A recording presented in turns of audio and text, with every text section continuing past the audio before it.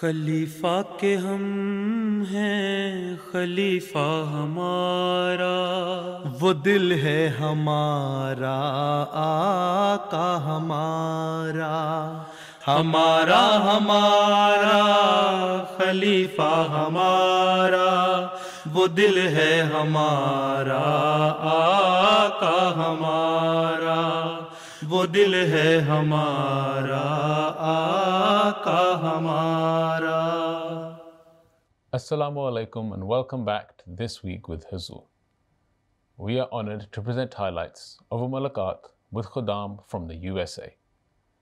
In addition, beloved Huzur Aidullah Ta'ala bin Nasr al-Aziz graciously granted an audience to Dr. Rajendra Singh, High Commissioner of Guyana to the UK.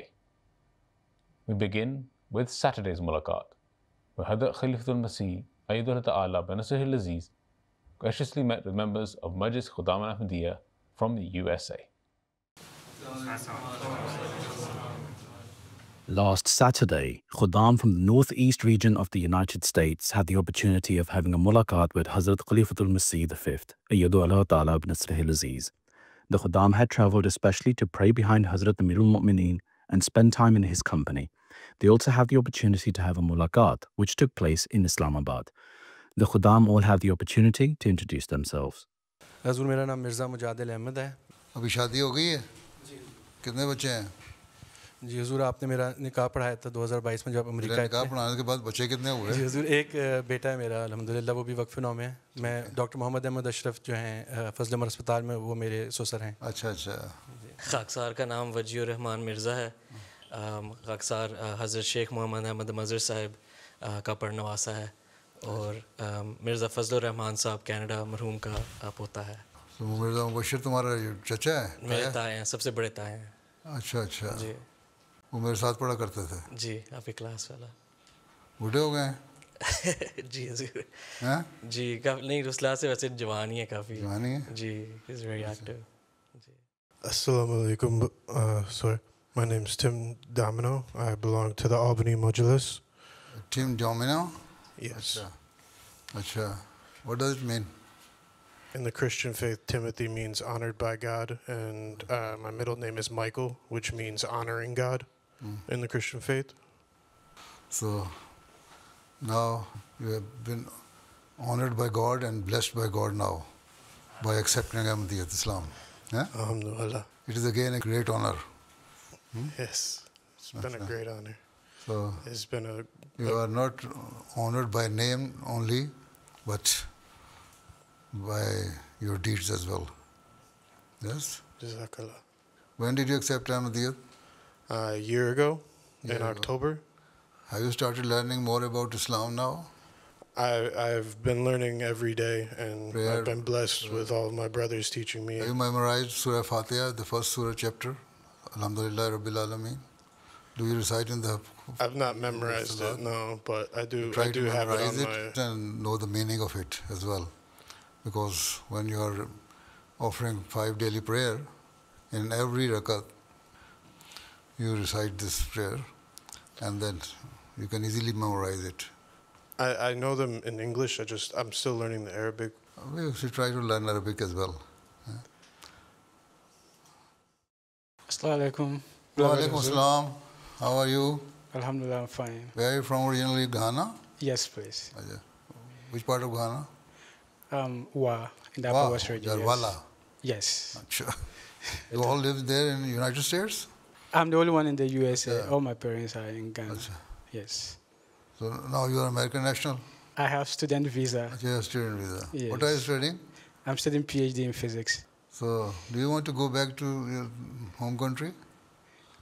Inshallah. Inshallah. Inshallah. To serve the nation? Inshallah. Inshallah. Just to remove and stop the corruption among the politicians and bureaucrats. Inshallah. We are praying that, inshallah. السلام علیکم میرے پیارے حضور۔ وعلیکم السلام۔ وعلیکم السلام۔ میرا نام ہے ریان محمود، اور میرے ابو کا نام ہے فرقان محمود، اور میری دادا کا نام تھا بشیر محمود۔ کہاں سے آئے ہو؟ پاکستان سے آئے تھے؟ جی نہیں، میں ادھر ہی پیدا ہوا تھا، لیکن میرے دادا دادی پاکستان سے۔ اچھا ادھر ہی پیدا ہوئے تھے؟ جی جی ادھر ہی کمال ہے، تم نے بڑی اچھی اردو سیکھ لی۔ جزاک اللہ۔ दादी ने सिखाया था. क्या करते हो? जी मैं अभी स्टडी कर रहा हूँ क्रिमिनल जस्टिस में. अच्छा, लॉ पढ़ रहे हो? जी जी अभी लॉ पढ़ रहा हूँ, लेकिन मैं अभी सोच रहा हूँ कुछ मेरे हैं. स्विच ओवर कर जाना है? जी मैं फोरेंसिक फील्ड में जाना चाहता हूँ. फोरेंसिक में? जी जी. अच्छा, वो भी क्राइम से ही ताल्लुक है उसका भी? जी जी जी जी. ठीक है. वो छोटे से हो तो मुझे उठा के ना ले जाना. अस्सलाम वालेकुम हजूर, मेरा नाम आसिफ जमील है, मैं अभी बॉस्टन से हूँ. तो मैं अभी साइंटिस्ट हूँ हार्वर्ड मेडिकल स्कूल में, न्यूरो साइंटिस्ट. अच्छा, वहाँ की तो सुना है गवर्नमेंट ने एड बंद कर दी है अभी रिसर्च में. फंडिंग कहाँ से होती है? वही NIH से, गवर्नमेंट से होती है. दोनों ने केस किया था, वो तो कोर्ट ने फैसला उनके हक में दे दिया. जी बिल्कुल, लेकिन अभी भी वो कुछ अनसर्टेनिटी है. इख्तलाफ करोगे तो बस फिर सिविल वॉर शुरू हो जाएगी, जैसे कि मैंने कहा था. और वहाँ इतनी ज़रूरत नहीं है. अब वो नई नई बातें बताता है. डिपार्टमेंट ऑफ वॉर बना दिया है पेंटागन को. During the mulaqat, the Khuddam had the opportunity to ask questions to Hazrat Khalifatul Masih on a range of issues affecting the youth. What is Hazur's advice for a convert like me on how I can continue this path to become a better and better Ahmadiyya Muslim every day? First thing, as I have already told, 5 daily prayers. Try to learn Surah Fatiha. Memorize it in Arabic, so they will have more blessing on you. And then meaning of it. Ponder over it. What are the meaning of it? And then try to practice accordingly. Right? Try to read the literature of Ahmadiyyat. First book, I think you should read The Philosophy of the Teaching of Islam. Right? And Ark of Noah. That will help you to increase your religious knowledge and understanding about Islam and Ahmadiyyat.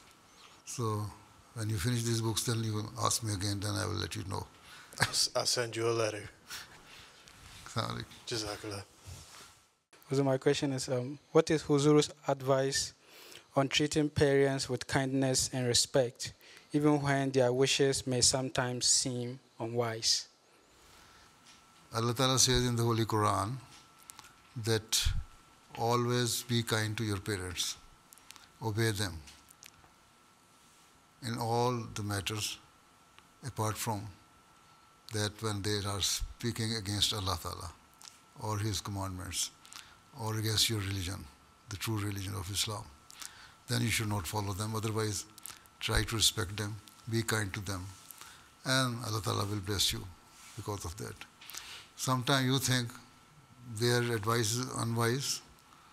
You think now you are a PhD student, and after completing your PhD, you will be more knowledgeable person than your parents. They did only examination secondary school at the most. But you think you are more educated, so you are more wise than them. No. Whether you are more wise than your parents, even then, you should obey them, respect them. And in your tradition even, traditionally you will have to respect your elders. Yes, yes. Right? Yes, and Africans are very particular in this. Yes. Right? Yes. So you have to follow your tradition as well. Yes. There are some good traditions which always match with the teaching of Islam. Yes, yes. Right? So you should follow them. Inshallah. Apart from, if they order you against the teaching of Islam or Quran or Allah Ta'ala, then say no, I will not accept this, otherwise you should follow them. Inshallah. Okay? Yes. Or if you don't follow them, just kindly treat them and diplomatically refuse their order or whatever they are saying. Right? Yes, sir. Never be harsh to them. پیارے حضور، آج کے دور میں خاص طور پر مغربی معاشرے میں یہ فکر کی بات سامنے آتی ہے کہ نوجوانوں کا خدا، دین اور مسجد سے تعلق کم ہوتا جا رہا ہے، لیکن جب غیر نصابی سرگرمیوں اور پروگراموں کی بات آتی ہے تو نوجوان اس میں دلچسپی دکھاتے ہیں اور شامل بھی ہوتے ہیں۔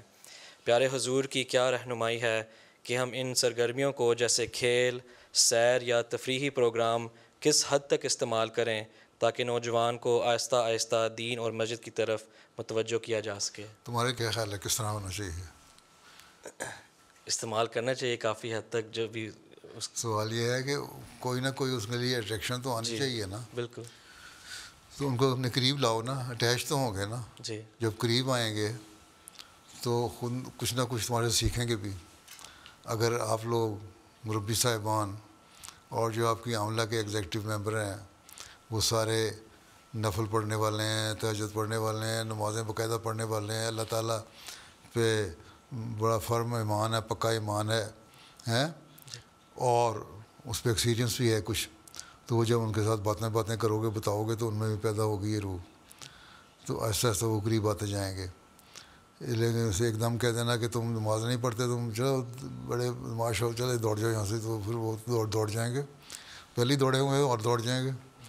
اس لیے ان کو قریب لانے کے لیے جو کر سکتے ہو کرو. قرآن شریف میں تو اللہ تعالیٰ نے حضرت صلی اللہ علیہ وسلم کو فرمایا اگر تو ان پہ سختی کرے گا تو یہ تیرے پاس سے دوڑ جائیں گے. اللہ تعالیٰ ہی ہے جس نے ان کے دلوں میں الفت اور محبت پیدا کی ہے, دین سے محبت پیدا کی ہے نا. اللہ تعالیٰ نے پہلے قرآن شریف میں کہہ دیا کہ اللہ تعالیٰ نے پیدا کی ہے, اس کو صرف ابھارنا نکالنا تمہارا کام ہے. ان کے لیے دعا کرو, مربی کی حیثیت سے 2 نفل پڑھا کرو روزانہ ان کے لیے, اپنی نمازوں کو توجہ دو. ان کو پتہ ہو کہ اس مربی کا تعلق اللہ تعالیٰ سے ہے, اللہ کے فضل ہیں, تو پھر وہ تمہارے سے خود تعلق رکھیں گے اور قریب آتے جائیں گے. لیکن اگر وہ کھیل کے ذریعے سے یا ایکسٹرا دوسری ایکٹیویٹیز ہیں ان کے ذریعے سے بھی آتے ہیں قریب, تو کم از کم آتے تو ہیں نا, اس بہانے مغرب کی نماز ہی پڑھ لیتے ہیں یا عصر کی نماز پڑھ لیتے ہیں یا 2 دن تمہاری صحبت میں رہ لیتے ہیں, کچھ نہ کچھ تو اللہ رسول کی بات کان میں پڑتی ہے ان کی. تو ان کو قریب لانے کے لیے دوسرے یہ ہے کہ نئے نئے راستے بھی ایکسپلور کرنے چاہیے نا, صرف یہ نہیں کہ جو ہماری ٹریڈیشنل جو چیزیں چل رہی ہیں انہیں کو ہم نے لینا ہے. جو ایسے لوگ ہیں ان سے پوچھو کہ یہ اسلام یہ کہتا ہے, تمہارے یہ عمل ہیں, ہم یہ چاہتے ہیں ہماری جماعت اس طرح بنے. خلیفہ وقت اس بات پہ بار بار تلقین کرتا رہتا ہے. حضرت مسلم اس لیے آئے تھے, اب بتاؤ اس کو حاصل کرنے کے لیے ہم کیا طریقہ اختیار کر سکتے ہیں کہ ہم سب یہ نہ کہنا کہ تم ایسے ہو جاؤ, کہ ہم سب اس کو عملی زندگی میں حصہ بنانے والے ہوں, پریکٹس کرنے والے ہوں ان باتوں کو. کوئی اپنی تجویزیں دو نا, تو وہ بھی کچھ دے دیں گے, باتیں کریں گے, وہ سمجھیں گے ہماری انوالومنٹ ہے اس میں. یہ جو انٹریکشن ہے اس سے بھی بڑا فرق پڑتا ہے. تو ان کو انوالو کرو باتوں میں بھی اور ان سے مشورے بھی لو. یہ نہیں ہے کہ تم دین سے پرے ہوٹے ہو تو اس لیے تم کوئی کام کا مشورہ نہیں دے سکتے. ان میں کانفیڈنس پیدا کرو تو وہ پھر قریب آئیں گے. ٹھیک ہے جی انشاءاللہ. تو ان لوگ پہلے تو ڈرا دیتے ہیں مولویوں والی باتیں کر کے, ہیں. ٹھیک ہے جی جی, نوجوانوں کو قریب لاؤ انشاءاللہ. جزاک اللہ. اسی طرح نیو کنورٹس کو بھی جی ان کو بھی بتاؤ, آہستہ آہستہ قریب لاؤ. میرا سوال ہے, جب ہم کسی کو معاف کرتے ہیں تو اپنی دل کو مکمل طور پر کیسے صاف کر سکتے ہیں؟ اگر دل صاف نہیں ہے تو معاف ہی نہ کریں, فائدہ کیا معاف کرنے کا ہے. معاف کیوں کرتے ہیں؟ اگر میں تمہیں معاف کیا جان چھوڑو میری ہے. ٹھیک ہے, معاف کرنے کے بعد پھر محبت بھی بڑھانی چاہیے نا. قرآن شریف میں آتا ہے نا معاف کرنا, پھر اس کے اوپر احسان کرنا. ٹھیک ہے, وہ احسان یہ ہے کہ پھر اس کے ان کو کچھ تحفہ دے دو, ان سے اچھے تعلق رکھو, ان کے لیے دعا کرو, اپنے لیے دعا کرو کہ اللہ تعالیٰ ہمارے دل کو بھی صاف کرے, ان کے لیے بھی دعا کرو ان کے دل بھی صاف ہوں. اور پھر آنسر نے فرمایا تحفوں سے محبت بڑھتی ہے, تو تھوڑا سا تحفہ بھی دے دیا ان کو, اس کو احساس پیدا ہو گیا ہاں واقعی اس نے دل سے معاف کیا تھا. اور جب آپ تحفہ دیں گے تو آپ کو بھی خیال ہوگا کہ ہاں جب میں نے تحفہ دے دیا تو اب منافقت دل میں نہ ہو میرے.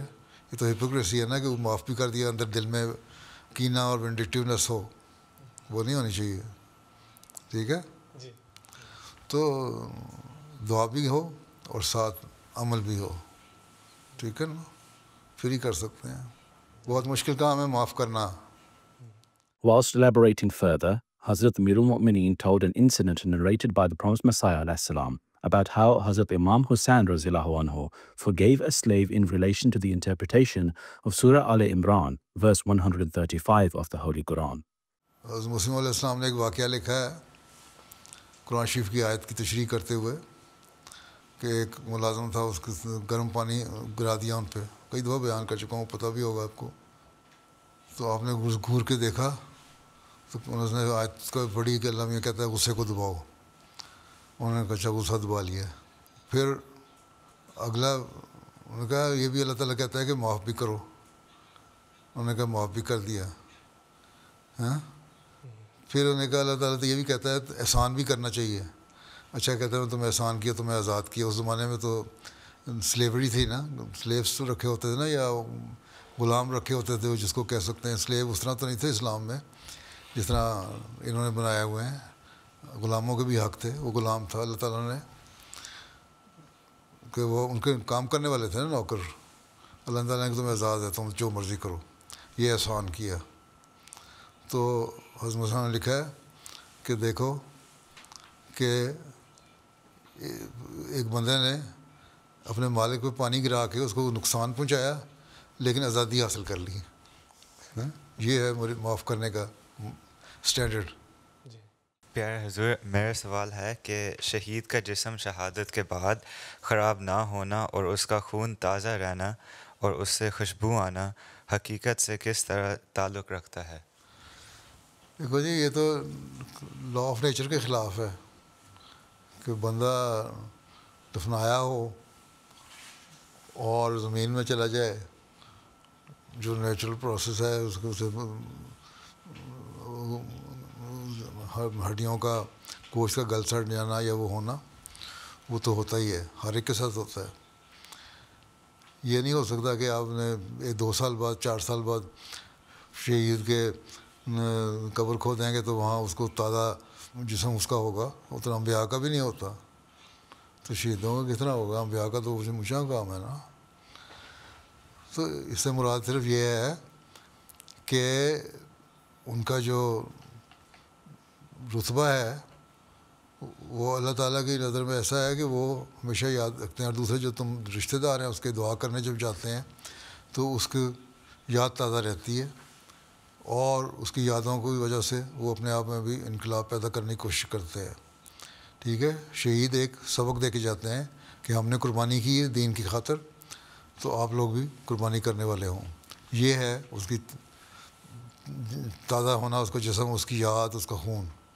اس کا خون آپ کو یاد دلاتا رہے کہ میں شہید ہوا تھا, میں نے اپنا خون بہایا تھا ایک مقصد کے لیے, اس مقصد کو تم نہ بھولنا. تو یہ یاد تازہ کرنا ہے, یہ تازہ رکھنا ہے. اور شہداء کی خوشبو جو ہے وہ اس طرح پھیلتی ہے, ایک میٹافور ہے, تمثیلی باتیں ہیں کہ اس طرح خوشبو پھیلتی ہے کہ ان کی نیکیاں جاری رہتی ہیں. ٹھیک ہے, وہاں اللہ تعالیٰ کے ہاں جا کے اگلے جہان میں اللہ تعالیٰ ان کی روح جو ہے ان کو ایک نیا جسم دیتا ہے, پھر ان کو جنت میں بھیجتا ہے, اور وہاں ان کے ہر طرف خوشبو ہی خوشبو ہوتی ہے. اس لیے اللہ تعالیٰ نے کہا ہے قرآن شریف میں بھی کہ ان کو مردہ نہ کہو, یہ زندہ ہیں. اس لیے کہ اللہ تعالیٰ نے ان کی یادیں ہمیشہ زندہ رکھیں اور اپنے نزدیک بھی ان کو ایک مقام دے دیا. ٹھیک ہے, یہ باقی یہ نہیں ہو سکتا کہ جو لا آف نیچر ہے اس کے خلاف ہو جائے کچھ. ٹھیک ہے, ہاں پریزرو کرتے ہیں بعض باکسز میں 50 سال 40 سال باڈی پریزرو رہتی ہے. ہو سکتا ہے وہ اندر اس کے باڈی میں اندر جو اس کا پروسیس کا ہے جو وہ تو ہوتا ہوگا, گوشت بھی چھوڑتا ہوگا, ایک حد تک ہی رہتا ہے نا ہڈیوں کے ساتھ گوشت, لیکن اس میں بو نہیں آتی ہے, تابوت خراب نہیں ہوتا, تو اس کو اسی طرح دفنایا جا سکتا ہے. لیکن بعض دفعہ جب تابوت ٹوٹ جائے تو اس میں سے جس طرح مردے میں یا مرے ہوئے انسان کا آتا ہے اسمیل آتی ہے, اس میں سے بھی آتی ہے پھر. ٹھیک ہے, وہ نہیں ہے. پرانے زمانے میں جو ایجپٹ میں جو ٹیکنالوجی تھی اس زمانے کی, وہ مومیز بناتے تھے ہیں, وہ انہوں نے ساتھ کچھ کیمیکل لگاتے تھے نا, رکھتے تھے پریزرو کر کے. تو اس زمانے میں جو فرعون تھے اس زمانے کے یا بڑے لوگ تھے, ان کو مومیز بنا کے تو ان کو پریزرو کر لیا کرتے تھے.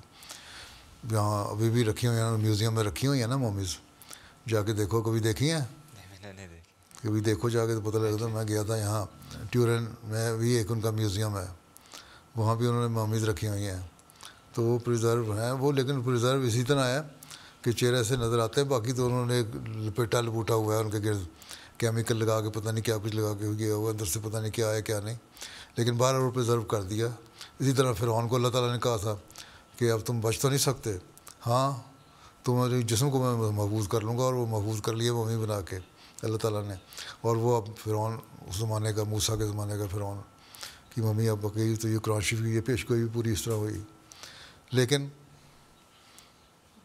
وہ ایک ٹیکنالوجی ہے, اس کے تحت وہ ہوا تھا, وہ بھی نہیں کر سکتے. لیکن یہ کہنا کہ جی صرف شہید ہو گئے تو محفوظ ہو گیا, اس طرح نہیں ہوتا. نبی نہیں محفوظ ہوتے تو باقی کس طرح ہوں گے. ٹھیک ہے جی. چلو اب تم نے تصویر کھنچوانی ہے تو کھنچوا لو.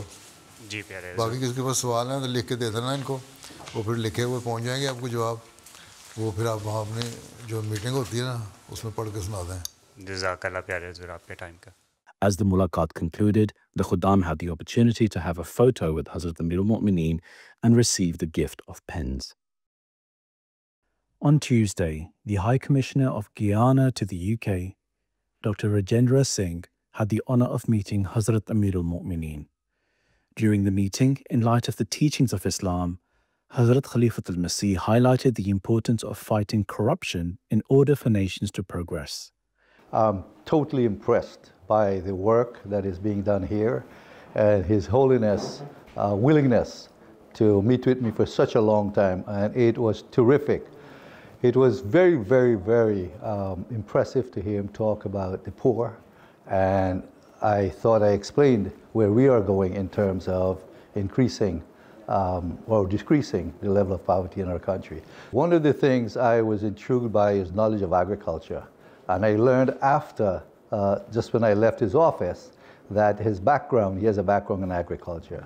So it was kind of a pleasantry for me to have a conversation with him on agriculture.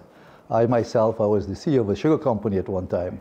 So there was a lot of things that I learned. And I was very, very, very glad to hear him say that once you can bring people together, the country will prosper, because that is exactly what we're trying to do in Guyana, is to bring all the races, all the genders, all the people together as Guyanese and as one Guyana.